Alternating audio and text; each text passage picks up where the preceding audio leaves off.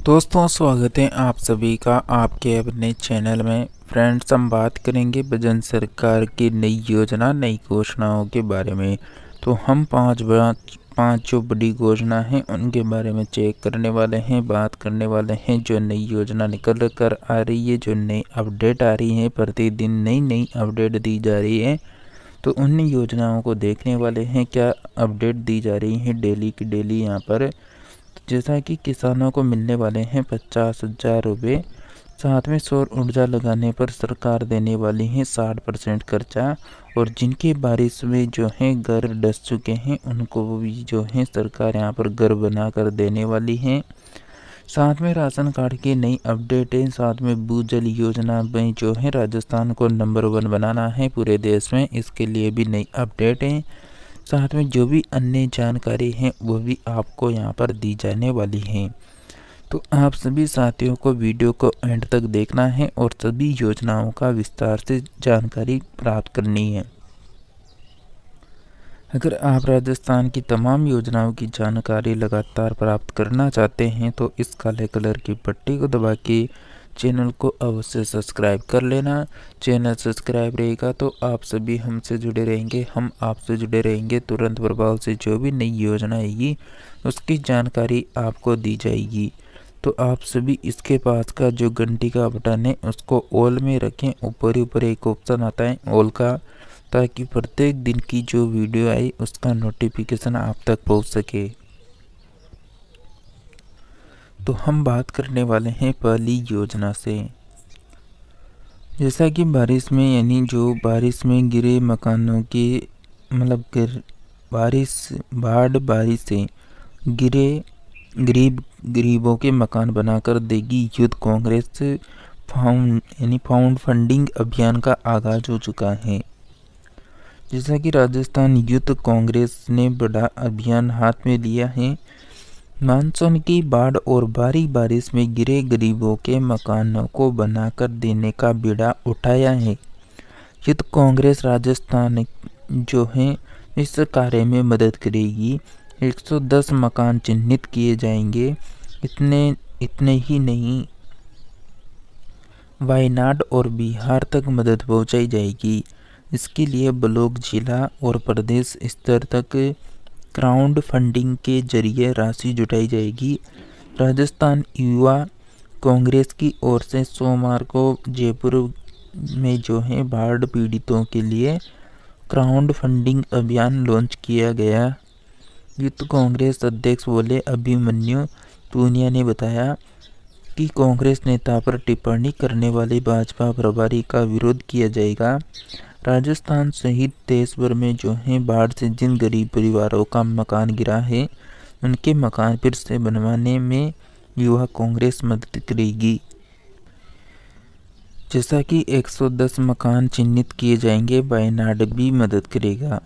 तो युवा कांग्रेस के प्रदेशाध्यक्ष अभिमन्यु पूनिया ने सोमवार को बातचीत में कहा कि गरीब रेखा के नीचे जीवन यापन करने वाले परिवार जिनका बीपीएल कार्ड तक नहीं है, उन लोगों के मकान बारिश में ढह गए हैं। युवा कांग्रेस ने ऐसे 110 मकान से ज़्यादा जो है चिन्हित किए हैं।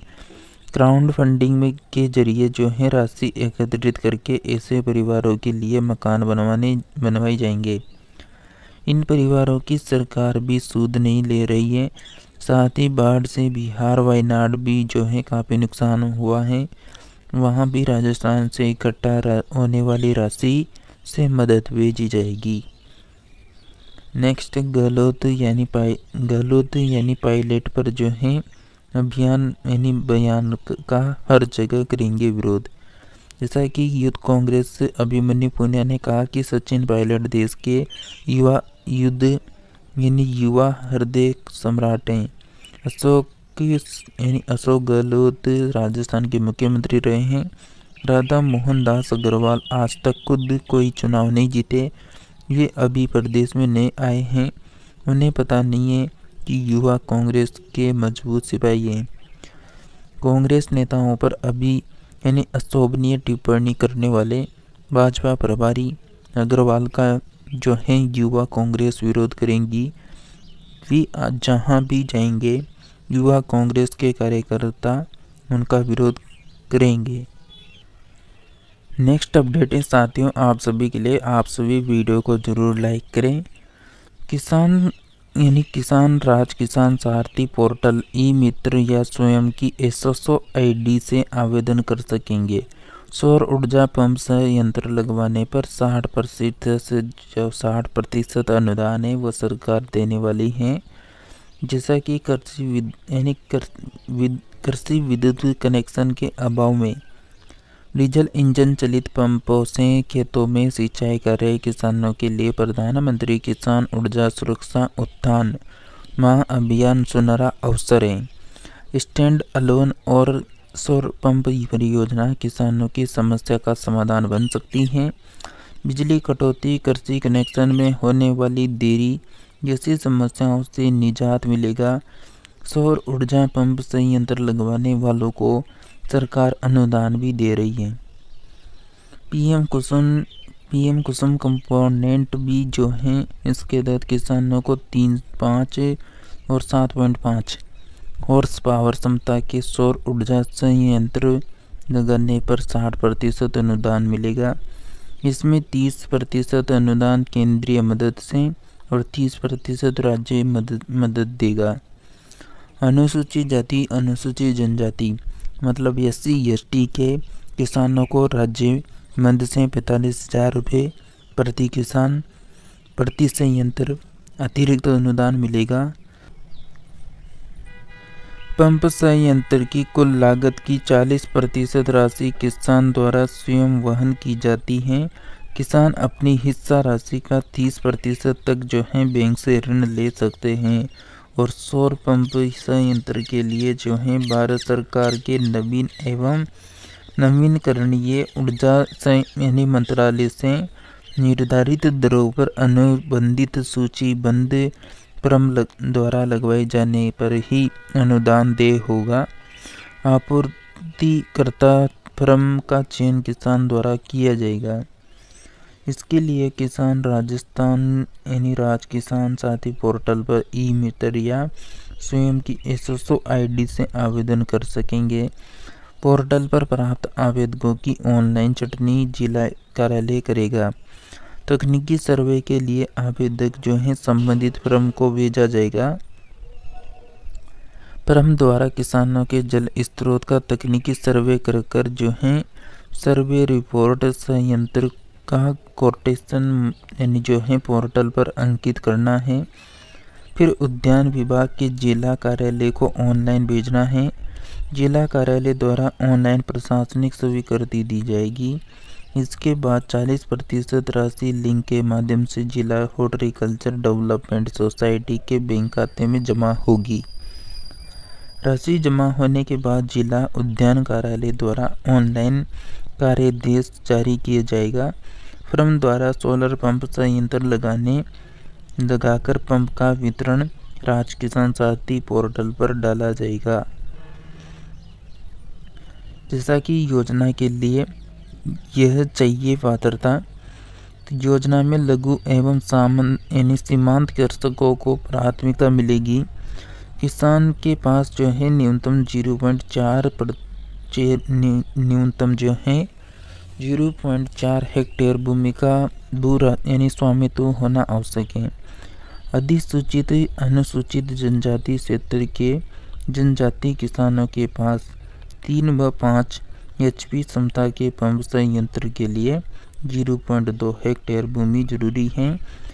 विद्युत कनेक्शन विहीन किसान जिनके भू स्वामित्व में सिंचाई के लिए जल संयंत्र ढांचा डिग्गी फार्म पॉन्ड निर्मित हो उन्हें सहपत्र देना होगा। जैसा कि किसान द्वारा जल स्रोत उपलब्ध होने डीजल चलित संयंत्र से सिंचाई करने का घोषित सहपत्र भी प्रस्तुत किया जाएगा। पात्र किसान द्वारा जो है कृषि उद्यानिकी फसलों में सिंचाई के लिए drip, mini sprinkler, micro sprinkler संयंत्र उपयोग में लेना जरूरी है। जिन कृषकों के पास पहले से कृषि विद्युत कनेक्शन है या सौर ऊर्जा पंप संयंत्र परियोजना में अनुदान लिया है वे इसके लिए पात्र नहीं होंगे। जैसा कि इस तरह रहेगा राशि मिलने का लाभ। उद्यान विभाग के उप निदेशक राधेश्याम मीणा ने बताया कि अनुदान राशि का भुगतान उद्यान विभाग द्वारा संबंधित आपूर्ति यानी फर्म के 2 चरणों में किया जाएगा। फर्म द्वारा सौर ऊर्जा पंप संयंत्र किसान के खेत पर स्थापित किए जाने का सत्यापन कमेटी द्वारा सत्यापन किए जाने के बाद पंप संयंत्र की 90% राशि का भुगतान देय होगा। जैसा कि नेक्स्ट योजना के बारे में बात करें तो कृषि उन्नति योजना में आत्मा के तहत जिले की हर पंचायत के किसानों को मिलेगा लाभ। खेती में नवाचार करने वाले किसानों को 50,000 का इनाम दिया जाएगा। तो कृषि उन्नति योजना में आत्मा के वर्ष 2024-25 के तहत जिला पंचायत स्तर पर कृषि उद्यमों की श्रेष्ठ किसानों को पुरस्कृत किया जाएगा। इसके लिए प्रत्येक जिले के इसके लिए प्रत्येक पंचायत स्तर पर 5 किसानों का चयन प्रत्येक गतिवार अलग अलग होगा। कृषि उद्यानिकी पशुपालन एवं डेयरी जैविक खेती नवाचार खेती की गतिविधियों में एक किसान का चयन किया जाएगा। प्रत्येक पंचायत समिति स्तर पर कुल 5 किसानों का चयन किया जाएगा। जैसा कि कृषि एवं पदन परियोजना आत्मा के उपनिदेशक राजेश शर्मा ने बताया कि योजना में पुरस्कृत किए जाने के लिए किसान से निर्धारित प्रारूप में प्रस्ताव 30 अगस्त तक मांगे गए हैं। कृषि विभाग के अधिकारियों के अनुसार पंचायत समिति स्तर पर चयनित कृषकों में से 10 सर्वश्रेष्ठ कृषकों को प्रत्येक गतिविधि के लिए 2 सर्वश्रेष्ठ कृषक जिला स्तर पर चयनित किया जाएगा। प्रदेश के समस्त जिलों से चयनित कृषकों में से राज्य स्तर पर 10 सर्वश्रेष्ठ कृषकों का चयन होगा। जैसा कि पहले लाभ लेने वाले किसान पात्र नहीं होंगे। जिन किसानों को पूर्व में आत्मा योजना में किसी भी स्तर पर चयनित किया जा चुका है वह फिर आवेदन के पात्र नहीं होंगे। कृषक स्वयं या निर्वाचित जनप्रतिनिधि या कोई अन्य व्यक्ति संस्था विभाग यदि किसी किसान को योग्य समझता है तो प्रस्ताव भेज सकता है और 5 गतिविधियों में से किसी एक क्षेत्र में उद्यम गतिविधि में किए गए कार्यों का विवरण फोटोग्राफ सहित भेजना होगा और आवेदन पत्र सहायक कृषि अधिकारी से ले सकते हैं। जैसा कि पुरस्कार की राशि उप निदेशक शर्मा के अनुसार पुरस्कार के लिए प्रत्येक गतिविधि वार पंचायत समिति स्तर पर 10,000 रुपये होगी। वहीं जिला स्तर पर 25,000, राज्य स्तर पर 50,000 रुपये देने का प्रावधान है। पंचायत समिति जिला स्तर पर सम्मानित किए जाने वाले किसानों का चयन जिला स्तरीय कमेटी द्वारा किया जाएगा। आत्मा योजना के तहत गत वर्षों में पुरस्कृत कृषकों का चयन दोबारा नहीं किया जाएगा। किसानों को एक ही बार इस योजना के तहत सम्मानित किए जाने का प्रावधान है। जैसा कि शाहपुरा का नाता वाला बना प्रदेश का और देश का दूसरा जन पोषण केंद्र। जैसा कि अब आप सभी को उचित मूल्य की दुकानों पर गेहूं व चावल के अलावा मोटा अनाज, दालें और अन्य पोषण युक्त खाद्य पदार्थ भी उपलब्ध होंगे। तो चलिए पूरी जानकारी को समझ लेते हैं क्या अपडेट निकल कर आई है। प्लीज़ आप सभी जल्दी से इस वीडियो को लाइक कर दें। आपका कुछ नहीं जा रहा लाइक करने में, 1 सेकंड का समय लगता है आपको इस काम को करने में। तो लाइक करके चैनल को प्लीज़ सब्सक्राइब कर लेना ताकि हर प्रदेश की प्रत्येक योजनाओं की जानकारी आप तक पहुंचाई जा सके। जैसा कि लोगों के जीवन में बदलाव लाने वाली प्रधानमंत्री गरीब कल्याण योजना के तहत केंद्रीय खाद्य आपूर्ति विभाग की ओर से मंगलवार को देश के 4 राज्यों में जन पोषण केंद्र का शुभारंभ हुआ। केंद्रीय खाद्य एवं सार्वजनिक वितरण मंत्री प्रहलाद जोशी ने वीसी के माध्यम से जन पोषण केंद्रों का वर्चुअल उद्घाटन किया। इसी के तहत प्रदेश का पहला जन पोषण केंद्र जयपुर जिले के यानी जयपुर ग्रामीण जिले के शाहपुरा तहसील के अंतर्गत नाथावाला में खोला गया, जिसका खाद्य एवं सार्वजनिक वितरण विभाग के सचिव भंडार ए सावंत ने फीता काटकर शुभारंभ किया। इसी अवसर पर खाद्य एवं सार्वजनिक वितरण विभाग के प्रमुख शासन सचिव भास्कर ए सावंत ने उचित मूल्य की दुकानों की आय में बढ़ोतरी करना, जनता को पोषण के प्रति जागरूक करना और पोषण पदार्थ की उपलब्धता सुनिश्चित करने के उद्देश्य को लेकर जन पोषण केंद्रों का शुभारंभ किया जा रहा है। पौष्टिक आहार स्वास्थ्य का आधार के मुख्य उद्देश्य को लेकर केंद्रीय खाद्य नागरिक आपूर्ति विभाग की ओर से देश के 4 राज्यों में, राजस्थान में, उत्तर प्रदेश में, तेलंगाना में, गुजरात में 60 जन पोषण केंद्र खोले जा रहे हैं, जिसमें राजस्थान में जो है सर्वप्रथम नाथावाला में जन पोषण केंद्र का शुभारंभ किया गया। उन्होंने कहा कि पौष्टिक भोजन स्वास्थ्य की मजबूती की आधारशिला है। लोगों के सर्वांगीण विकास के लिए जो है पौष्टिक भोजन का सेवन बेहद जरूरी है। उपायुक्त आशीष कुमार ने कहा कि शरीर को निरोगी बनाने में पोषण जो है पदार्थ बहुत अधिक महत्व है। जिला रसद अधिकारी अनुराधा गोगिया व प्रवर्तक अधिकारी जयपुर ग्रामीण जयराम गुर्जर ने बताया कि जयपुर में 15 उचित मूल्य की दुकानें हैं, जिनको जन पोषण केंद्र के लिए चयनित किया गया है।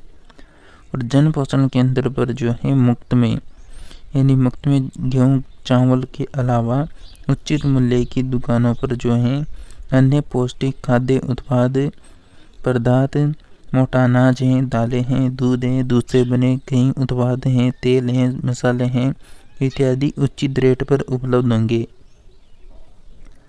इससे पूर्व भास्कर ए सावंत ने व अन्य अधिकारियों ने पोषण जागरूकता पोस्टर का विमोचन भी किया। राशन डीलर एसोसिएशन के पदाधिकारियों ने भास्कर ए सावंत का स्वागत किया।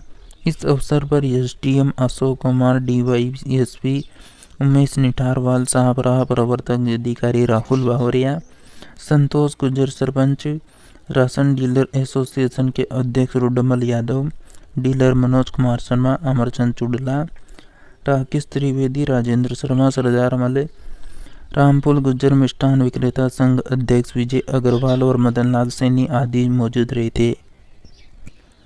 जैसा कि साथियों नेक्स्ट अपडेट है अटल भूजल योजना, जिसमें राजस्थान जल क्षेत्र में बनेगा आत्मनिर्भर भूजल मंत्री ने कहा है। जैसा कि यहाँ पर प्रदेश के भूजल और जलदाय मंत्री कन्हैयालाल चौधरी ने दावा किया है कि अटल भूजल योजना से राजस्थान जल के क्षेत्र में आत्मनिर्भर बनेगा। उन्होंने कहा कि किसी भी राज्य की जो अर्थव्यवस्था होती है, विकास होता है, उसकी जल की उपलब्धता पर निर्भर करता है। नवीन उद्योगों की स्थापना में भी जल उपलब्धता वाले राज्यों में अधिक होती है। सरकार की भूजल योजना को लेकर नवीन नीतियों और कार्यों का ही परिणाम है कि अटल भूजल योजना में अब हमारा प्रदेश 7वें स्थान से तीसरे स्थान पर आ गया है। चौधरी बुधवार को अटल भूजल योजना के अंतर्गत राज्य कार्यक्रम प्रबंधन इकाई के 1 दिवसीय प्रशिक्षण कार्यक्रम को संशोधित कर रहे थे। जैसा कि भूजल विभाग के सचिव समित शर्मा ने कहा कि प्रदेश के ग्राउंड वाटर लेवल की स्थिति का आकलन किया जाता है तो देश में सर्वाधिक विकट स्थिति राजस्थान की पाई जाती है। इसलिए आने वाले समय में भूजल स्तर को सुधारना है। योजना के तहत मार्च 2025 तक कार्य पूर्ण करने हैं। साथ ही इस योजना को पूरे देश में तीसरे स्थान पर प्रथम स्थान पर लाना है। उन्होंने कहा कि वर्तमान समय में वर्षा का जल व्यर्थ रूप से बहकर चला जाता है। इसके लिए कोई ठोस कार्य योजना बनाया जाना जरूरी होगा। पूर्व निर्मित सतही पेयजल के स्रोतों का रखरखाव किया जाना जरूरी है, क्योंकि इससे सीवरेज का पानी जा रहा है, जिससे भूजल भी खराब हो रहा है। इसलिए इससे पर जो है कार्य करने का बहुत ज़्यादा ज़रूरत है। जैसा कि अब पोर्टल खुल चुका है, विवाहित और बच्चों के नाम भी राशन कार्ड में जुड़वा सकेंगे। अब राशन कार्ड में जुड़वाना हो चुके हैं यहाँ पर नाम स्टार्ट। जैसा कि राष्ट्रीय खाद्य सुरक्षा योजना के राशन कार्ड में 4 साल बाद खुशखबरी आई है। अब उपभोक्ताओं को नाम जोड़ने के लिए पोर्टल खोल दिया गया है। अब 18 वर्ष से अधिक उम्र की विवाहित और बच्चों के नाम भी राशन कार्ड में जुड़वा सकेंगे। लंबे समय से राशन कार्ड में नाम जोड़े जा रहे थे। उपभोक्ता राशन कार्ड डीलर कार्यालय ई-मित्र पर जाकर भी निराश लौट रहे थे। अब राशन कार्ड में उपभोक्ताओं के नाम जोड़ने का प्रोसेस शुरू हो चुका है। जिन उपभोक्ताओं ने पहले भी आवेदन कर रखे हैं, उनके नाम पहले जोड़े जा रहे हैं। प्रथम चरण में पूर्व में किए गए आवेदकों का निस्तारण किया जा रहा है। दूसरे चरण में नए आवेदकों का निस्तारण किया जाएगा। जिला रसद अधिकारी शिवजी लाल जाट ने बताया कि अब तक 6,664 उपभोक्ताओं को लाभ मिल चुका है। वहीं उपभोक्ताओं को घर जाकर राशन देने का काम भी जिले भर में जारी हो चुका है। जैसा कि ये जो भाई है ना, ये खुद घर जाकर राशन दे रहा है। जो कहाँ पर दे रहा है, जैसा कि राशन डीलर घर जाकर गेहूँ वितरण कर रहे हैं। ये यहाँ पर देख सकते हैं। और आपके ज़िले में भी हो रहा है, नहीं हो रहा है, आप सभी कमेंट करके ज़रूर बताएं। जैसा कि वहीं उपभोक्ता घर जाकर राशन देने का काम जिले भर में कर रहे हैं। जिले में 1,98,000 उपभोक्ताओं को गेहूँ दिया जा रहा है। जैसा कि कुल उपभोक्ताओं की संख्या 3,60,000 यानी कि इतने परिवार लाभान्वित होंगे।